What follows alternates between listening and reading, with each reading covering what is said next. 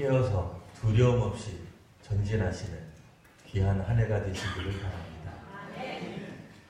오늘 말씀의 제목은 우리 교단 표호를 우리 교회의 표호로 삼았기 때문에 이제 우리 송구 영신 예배 때는 우리 교단 그리고 우리 교회의 새해 표호에 대해 잠깐 말씀을 나누고자 합니다. 특별히 우리 교단이 이번에 표호를 잡은 것은 거룩한 교회, 작년도 주제였죠. 작년도 주제는 거룩한 교회였다면 이제 새롭게 2018년에는 그 거룩한 교회가 다시 세상 속으로 들어가야 되겠다. 그래서 거룩한 교회 다시 세상 속으로입니다. 우리 이제 현수막에 보시면 그 글이 쓰여 있긴 있어요. 어디 있냐면 저 꼭대기 가시면 거룩한 교회가 있어요. 그리고 나서 중간에 말씀이 쭉 있는 다음에 저 밑에 가면 세상 속으로 다시가 없는, 다시 있어요. 다시가 어디 있냐면 다시 한번 보시면 리라고 영어로 되어 있어요. 그래서 세상 속으로, 그러니까 본디 원래 교회는 세상 속으로 부름을 받았는데 우리 교단에서 다시 그래서 강조를 해보려고 한번 우리도 영어를 쓸 줄 안다 해서 이제 영어를 한번 써본 겁니다. 다시 세상 속으로, 이 다시 세상 속으로라고 할 때는 이게 오늘날 우리 요즘 현대교회에서 유행하고 있는 마을 목회라고 하는 개념이 있습니다. 이 마을 목회는 이제 하나님의 교회가 자신이 속해 있는 교회 그리고 마을 공동체로 들어가서 복음과 사랑을 전하는 목회를 하자, 그런 사역을 하자라는 의미에서 만들어진 개념입니다. 지역과 마을을 복음과 사랑으로 품는 목회를 하고 지역과 마을을 하나님의 모판으로 삼는 그런 목회를 하자는 의미에서 마을 목회, 그 마을 목회를 다른 개념으로 거룩한 교회 다시 세상 속으로 라고 이제 이렇게 우리 교단에서 만들었다고 합니다.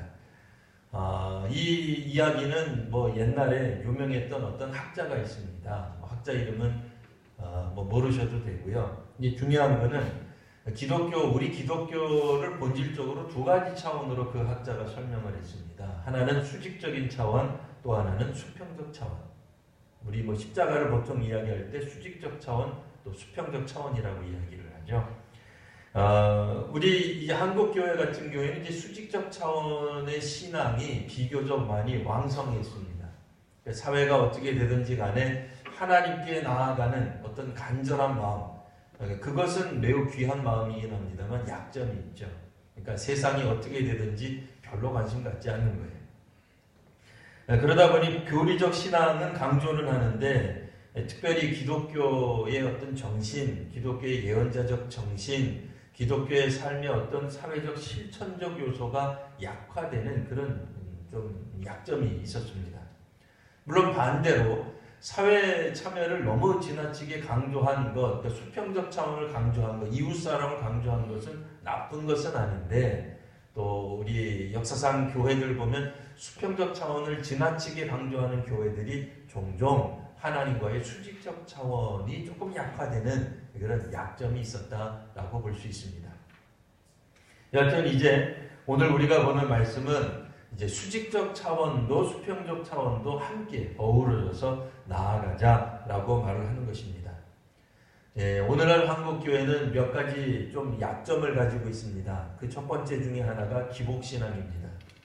물론 기복신앙이라는 말, 언어적 의미로는 복을 구하는 마음이라는 뜻입니다만 실상은 기복신앙을 그렇게 말하지는 않죠. 기본적으로 복을 추구하는 것 때문에 신앙하는 걸 말해요.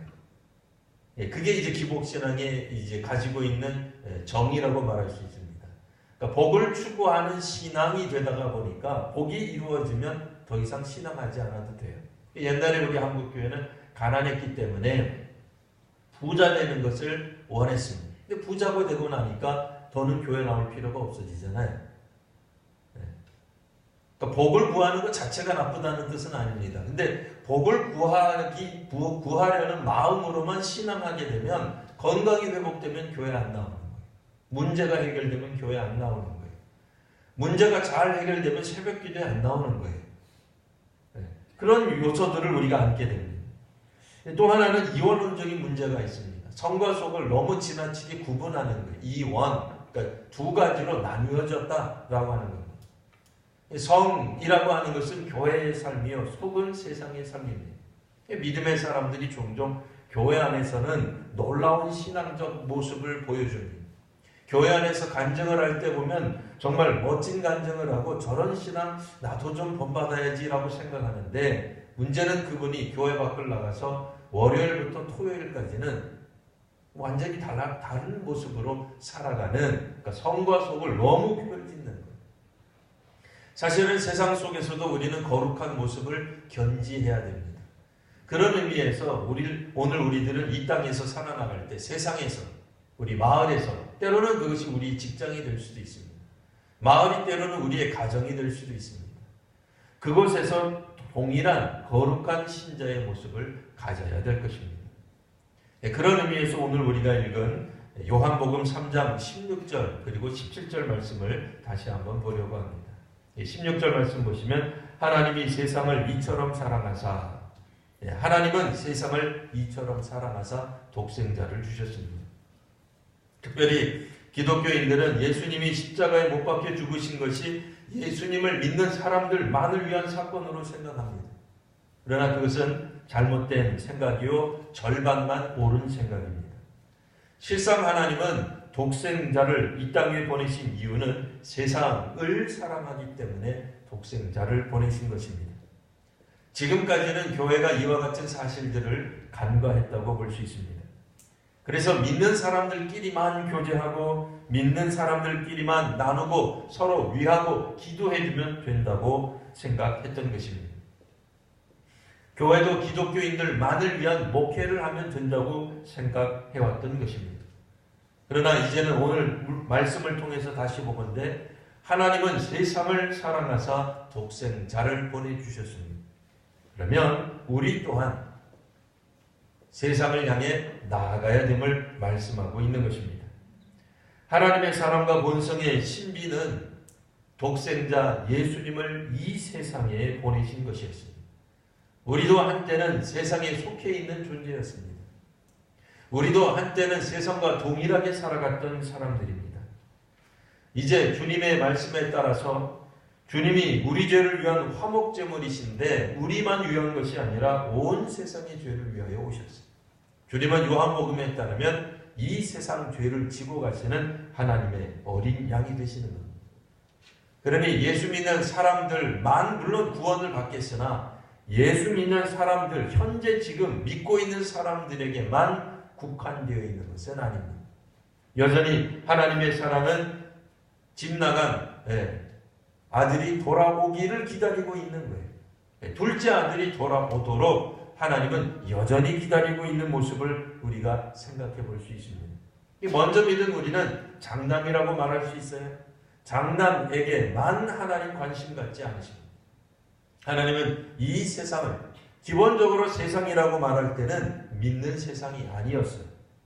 그냥 일반적인 세상을 말했던 것입니다. 이 세상들이 하나님의 사랑 가운데 포함되어 있다라는 말입니다. 그러니 교회는 물론 1차적으로는 교회 교인들을 위한 목회가 지향되어야 될 것입니다만, 또한 한편으로는 이 세상, 작게는 우리 동네, 여기로 말하면 이제 금호동이 되겠죠. 혹은 서울이 될 것입니다. 물론 교회 형편에 따라 더 나아가서 세계 전체를 품을 수도 있겠으나 어떤 교회도 우리 동네 하나 품기도 벅차요. 사실 그렇잖아요. 우리 하나 신앙생활 건사하기도 힘든데 뭘 세상을 다 어떻게 하겠어요. 그러나 기본적으로 적어도 우리는 우리의 한계성을 가지고는 있으나 우리 주변에 있는 사람들, 적어도 우리가 직장에서 만나든 사회생활하면서 만나든 주변에서 만나는 사람들에 대한 열린 마음이 있어야 된다는 것입니다. 하나님은 세상을 사랑하셨습니다. 때문에 우리가 세상 속으로 들어가기를 원하셨다라는 말씀입니다. 16절 말씀에도 보면 계속해서 하나님은 이 세상을 보내신 이유가 나타나죠. 독생자를 주셔서 그를 믿는 자마다 멸망하지 않고 영생을 얻기를 원하셨습니다. 둘째로는 세상에서 하나님 나라를 이루어 나가야 된다라는 말입니다. 사실 교회는 이 땅에서만 존재하는 겁니다. 천국에 가면 교회가 필요하지 않죠. 교회는 하나님 나라를 보여주는 모형에 불과합니다만 그렇다고 해서 아무것도 아니라는 것은 아닙니다.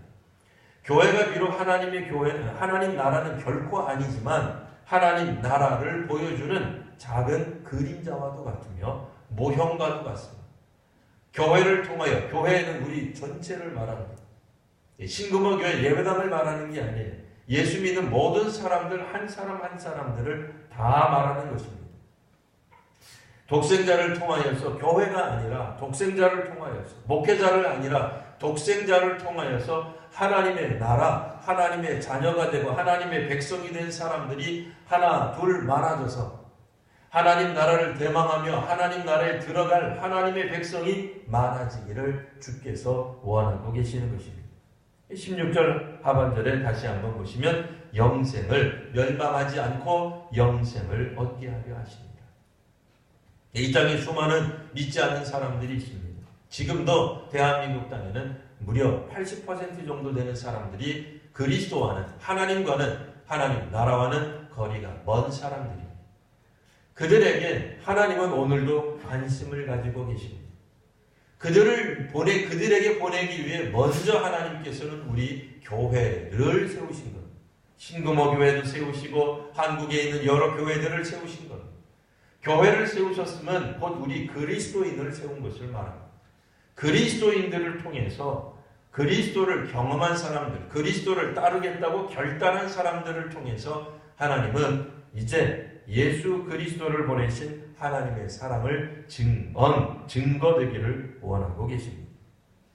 세 번째 내용을 우리가 살펴보면요, 세상이 곧 우리의 선교지입니다. 다른 데가 선교지 있는 게 아니죠.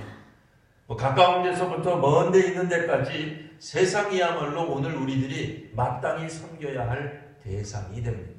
선교적 사명이라고 하는 것은 선교적으로 군림한다는 의미가 아닙니다. 복음을 알지 못하는 사람들에게 복음을 가서 헐벗은 사람에게 나눠주듯이 복음을 나눠주는 데 있지 않습니다. 오히려 하나님은 복음을 전하기 위해 자신의 아들을 보내신 것처럼 사랑을 보내주시는 것. 우리도 마찬가지예요. 선교한다라고 하는 것, 복음을 증거한다고 하는 것은 하나님의 사랑을 증언하는 일입니다. 우리의 섬김과 희생을 그들에게 드리는 것입니다. 하나님께 드림으로 그리스도의 사랑을, 하나님의 사랑을 세상을 향해 선포하는 것입니다. 실상 요한복음에 읽으면 세상이라고 하는 단어가 매우 많이 나옵니다. 특별히 요한복음 17장에 읽다가 보면 세상이라는 단어가 17번이나 나온다고 해요. 예수님이 대제사장적인 기도를 하십니다. 세상을 위한 기도를 합니다. 제자를 위한 기도를 합니다. 그때 세상은 곧 우리들의 사역지가 되는 것입니다. 지금까지는 우리들이 사역, 그러면 교회 안에서의 사역만 관심을 가졌습니다. 교회 안에서 우리들이 보통 이야기하는 교육에만, 봉사에만 생각을 했다면 이제부터 선교와 봉사와 교육이 때로는 사회를 향해서 나아갈 수도 있는 것입니다. 작년에 저희들 이제 걸어놨던 현수막 중에 보면 무엇이 있었죠? 혹시 기억나세요? 무슨 문구가 있었는지? 느리게 하고 관계가 있어요. 느리게. 기억 안 나세요? 기억 안 나셔도 돼요. 예, 왜냐면 우리 성도님들 읽으라고 써붙인 게 아니라 믿지 않는 사람들, 바깥의 사람들 보라고 적어놓은 거예요. 예, 느리게 가도 됩니다라고 적어놨어요. 예. 우리 교회가 맨 처음에 합병하고 나서 교회 이름을 지을 때 혹 기억나십니까? 현수막 걸었어요, 저희가. 우리 교회 이름을 뭐라고 하면 좋을지 현수막을 걸었어요. 동네 사람들한테 물어봤어요. 동네 사람들도 저한테 이메일을 보냈어요. 네. 사실 교회는 물론 우리만을 위해서 목회하는 것이고 우리만의 어떤 그런 예배를 드리는 것이지만 한편으로는 세상을 향해서 기독교적인 메시지를 가르칠 필요가 있습니다. 알릴 필요가 있습니다. 세상 사람들이 교회에 대해서 오해하고 있다면 그 오해를 불식시킬 필요도 있는 것입니다. 앞으로도 저는 계속해서 세상을 향해 복음, 그러니까 직접적인 성경 구절이 아닌, 그러니까 비유적이고 은유적인 표현을 계속해서 하려고 합니다. 혹시라도 우리 성도님들이 보시고 교회가 비싼 돈 들여서 현수막을 걸어놨는데 왜 우리 교회는 성경 구절 하나도 너무 걱정하지 마세요. 제가 이단이 아니에요. 이단 아니고 세상을 향한 목회를 하려기 때문에 그렇습니다.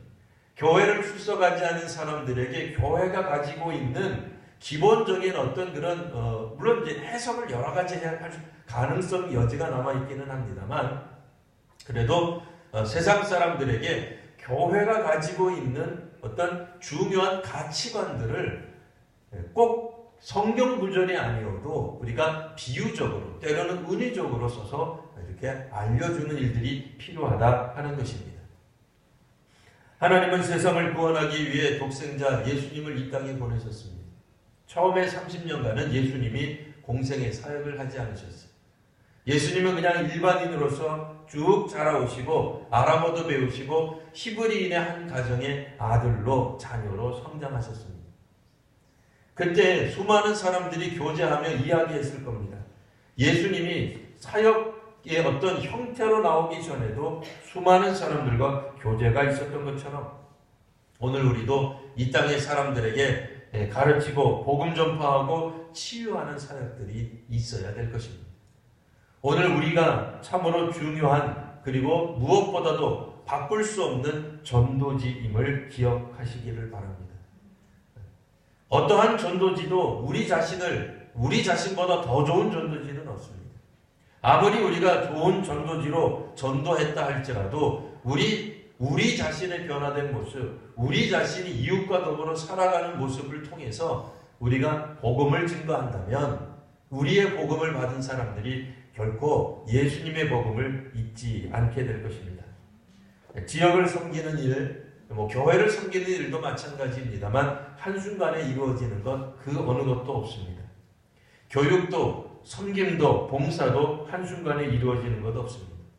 특별히 지역민에게 우리 주변에 있는 사람들에게 복음을 전하는 일, 또 우리 주변에 있는 사람들에게 마음을 열게 하는 일, 이런 일들은 쉬운 일이 아닙니다.